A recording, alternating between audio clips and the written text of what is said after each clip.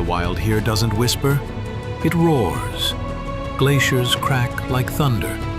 Waterfalls carve paths through time. And in the middle of it all, she waits. Motor yacht unbridled. A sanctuary of warmth and refinement in the heart of Alaska's untamed frontier. Bears wander the shoreline. Whales breach on the horizon. Seals nap on drifting ice while you sip champagne on the aft deck. This isn't a cruise, it's a calling, and only the bold will answer. Now booking your next unforgettable charter, yachtunbridled.com or through your preferred charter broker. Top of the morning, folks. Captain Liam here from Yacht Unbridled. I'm honoured today to have Rufus Lewis from a bit of an adventurous background. He's currently in Spain, an adventurous family, but he's kind of signed up for an adventure right now, which is the world's toughest row. So tell us about it, Rufus, and welcome to the podcast. Hey, everyone. Thank you very much for having me, Liam. As I said, my name's Rufus Lewis. I started yachting when I was 19 years old. And I loved it. I fell in love with it straight away. And I thought, oh, this is the one thing I'm going to do for the rest of my life. And then as it does, the yachting took me to the Caribbean. And then while I was there, I got the opportunity to watch the finish of the world's toughest run. I was absolutely inspired many years ago in 2022. And Wow. that's then and there is when I decided to sign up for it. So now I am unemployed. That's exactly what I'm doing. Oh, that's not yachting. It's having a break, you know? Yeah, exactly. And whereabouts it ended in Antigua, correct? So tell everyone about it. I mean, the world's toughest row. I'm sure it's got that name for a reason. Yeah, of course. I mean, there's so much I could say about it. Yeah. It's 3,000 miles. It starts in the Canaries in an island called La Gomera, and it ends in Antigua, Nelson's Dockyard, 3,000 miles away, about 4,800 kilometers. Wow. And there's a group row, correct? Or are you going with the group, or it's kind of independent, or how's it kind of shaped up? Believe it or not, there's actually other people that want to do this. So it's around 100 rowers that do it every year, around like 30, 35 boats, and it's split into teams. So there's people that do it solo like myself. There's 2s, 3s, 4s and 5s. But it's a big Atlantic Ocean. So at the end of the day, Yeah. You are by yourself. Yeah, exactly. I mean, you've got a beautiful smile on you. I've seen your training. You're kind of going through your routines now. But the thing I'm most interested in is how do you prepare yourself mentally for something like that? Oh, I think I'm going to have to tell you at the end.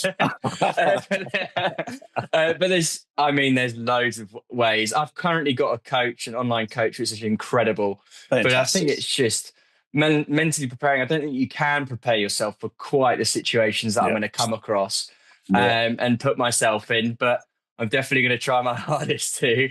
It's funny, in my life, I've traveled a lot, and I've found that kind of the most challenging moments kind of for me, I always try to go to the very extremes of the world. And I remember one time I was kind of in the middle of the Atlantic on a yacht, and I stopped it, beautiful, clear day. And I swam down, free dive around 100 feet.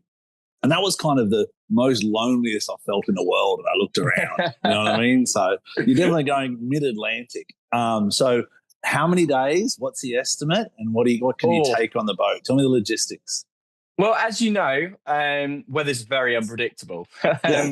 So the speed of the boat definitely depends on what the weather's doing that year. So each stroke should take me around 2 meters. Which is a nice way to think about it. It should take me around 1.5 million strokes to get across the Atlantic. 1.5 million strokes, and you're not just stroking for your physical strength and your body. You're stroking for a cause, correct? Yeah, exactly. Yeah, and I've chosen a cause that's actually close to my heart. It is called Caudwell Youth, and it's a charity that focuses on people between the ages of 11 and 24, and it focuses on people that haven't had the opportunities that other people do. So people that go through foster care or they're neurodivergent, and it gives them a new lease in life, a new opportunity to really shine and have the opportunities that other people do. Absolutely. It's based in UK, correct? Yeah, that's based in the UK. It's the UK one. Well, it's definitely, I mean, people at that age, there's so much that you're trying to absorb, especially with social media now and all those challenges that pose itself. When you're going through it, are you going to be having times to kind of do a small kind of post or a blog each day or a connection or something?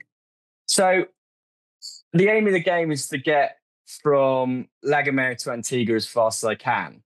So I'll have someone that will be organizing all my socials, but I'll actually have the ability to be calling everyone, and I'll have a safety team to speak to every day. Good. And I'll be able to call you again. Yeah, I'm excited. Call me halfway. Let's connect halfway. Yeah, halfway sounds good. Well, I may be on another yacht going the other way, so it's like, I'll stop, you know? Yes, well, with the boats that cross later on in the season, the race starts on the 12th of December 2026. So the likelihood of having someone there is higher than normal. Okay, so the race is going to happen this year as well, 12th of December 2026? This year is 12th December 2025. Okay, and then so this year and then next year. So every year it's an annual event. It's every single year, yeah. Wow. And are you going to kind of get involved in a volunteer status in this event? I'm sure you're going to be learning a lot of how it's actually, I honestly wish I had the time, but I underestimated quite how much work the organising of the campaign is for my year. So sadly, I can't make it out there. Yeah. And tell me about yachting. So you've been in yachting 5 years now. You've come from an adventurous background. What kind of created this seed of saying, in yachting, we all look at the Atlantic. Have you crossed it before on a yacht? Yeah, I've crossed it 6 times now. Oh, perfect. Okay. Well, it's going to be very different, this one. I know, and I've been in some rough seas there as well. So that was eye-opening on the last one. I noticed, I was like, I've signed up to cross this in a 7.5 meter boat. Yeah.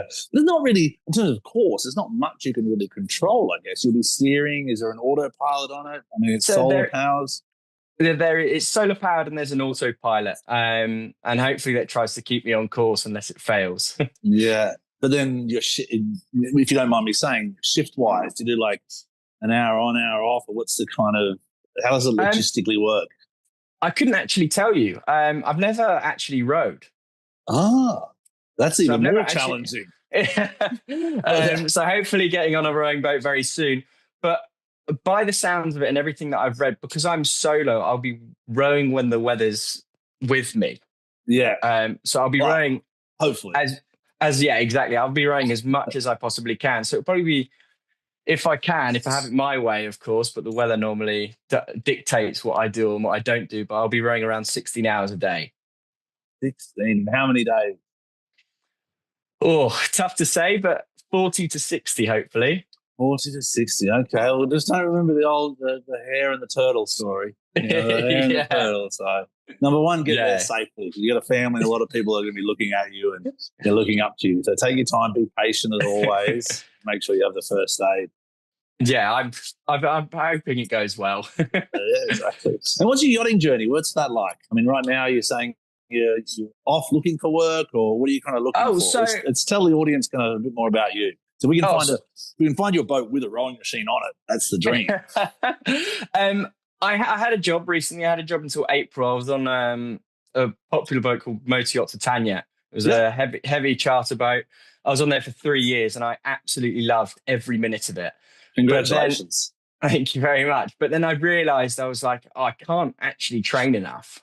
because as you know, we work 13 hours a day. Yeah. When any guest is on board, and I was doing that for sometimes 120 days in the summer season. Yeah. So it just wasn't feasible. So I made the decision to have a year and a half off work.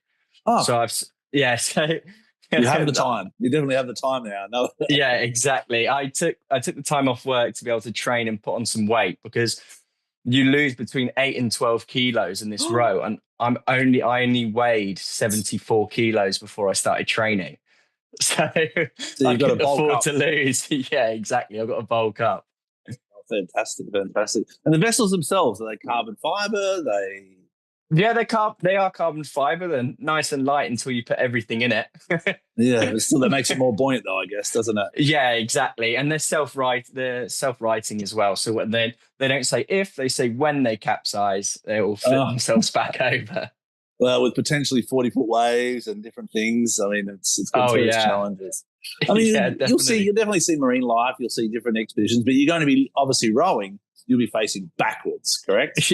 Yeah, that's correct. That's the strange bit. Do they put mirrors on the side? Yeah, there's mirrors on the side, but I don't think I'm going to need them out in the Atlantic. Exactly. Yeah, nice. And then I'll have nav lights on it, and It has everything a big boat has except radar.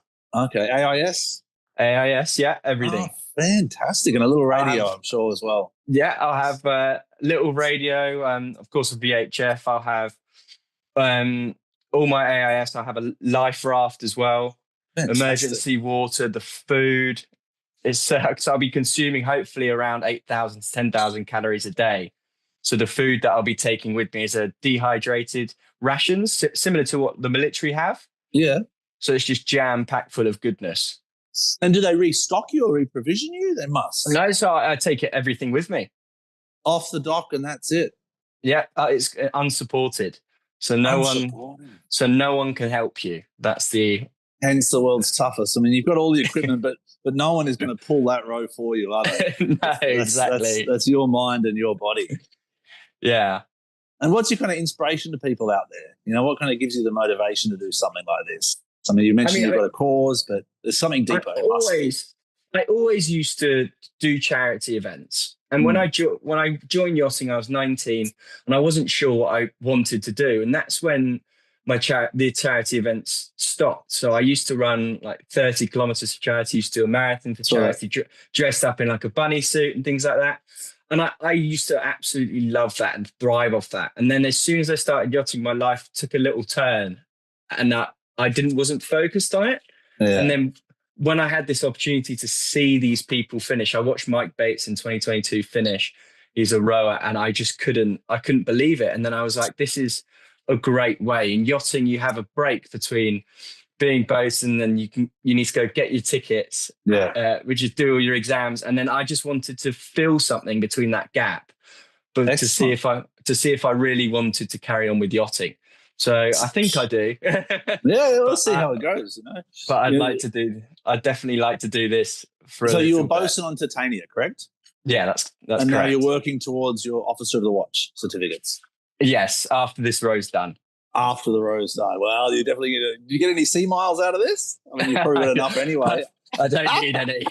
I've got 1,000 days at sea. Oh, congratulations. Well, it's one hell of a journey, and that's why I reached out to you there, you know, Rufus. I kind of saw one of your first posts, and I was just like, yes, you know, you get it. You get it. I mean, last night I went to a Seakeepers event when we talk about charities and giving back.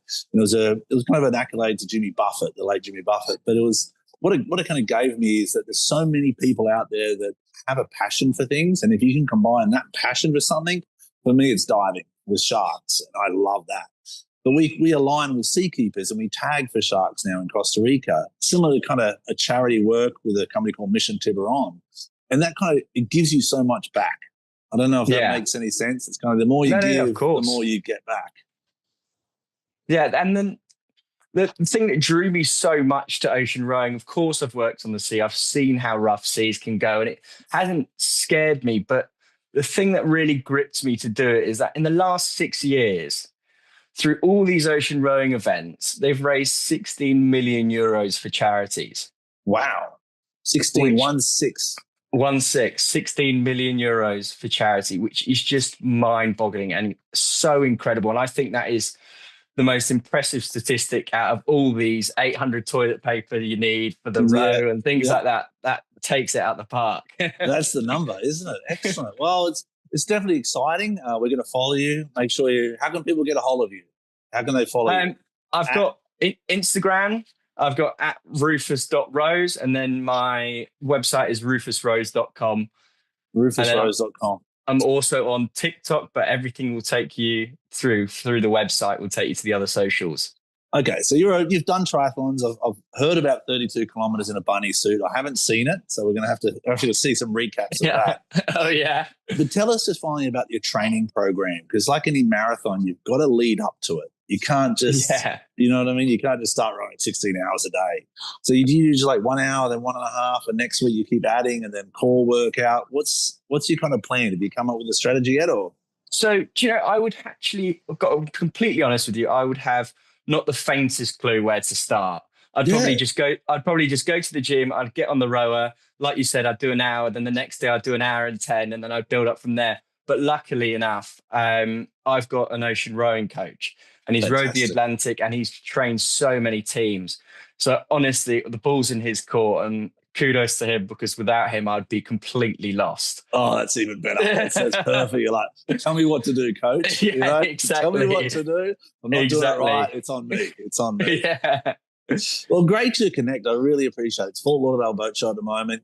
So there's a lot happening in the yachting industry, but I hope people take time and follow your journey, and they can donate as well.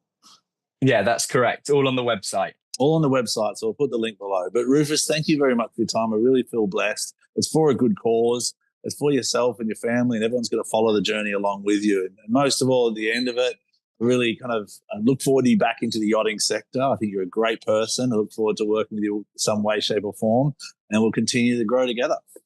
Thank you very much. Thank you. Nice chatting to you. If your brand belongs in the heart of the yachting world, this is where it happens. Yachting International Radio reaches over 1 million yachting professionals and enthusiasts every month, with 77 million impressions, 220,000 social followers, and 74,000 podcast subscribers.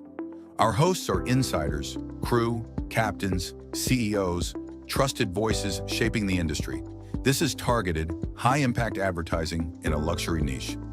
Visit yachtinginternationalradio.com/advertise. Your audience is already listening.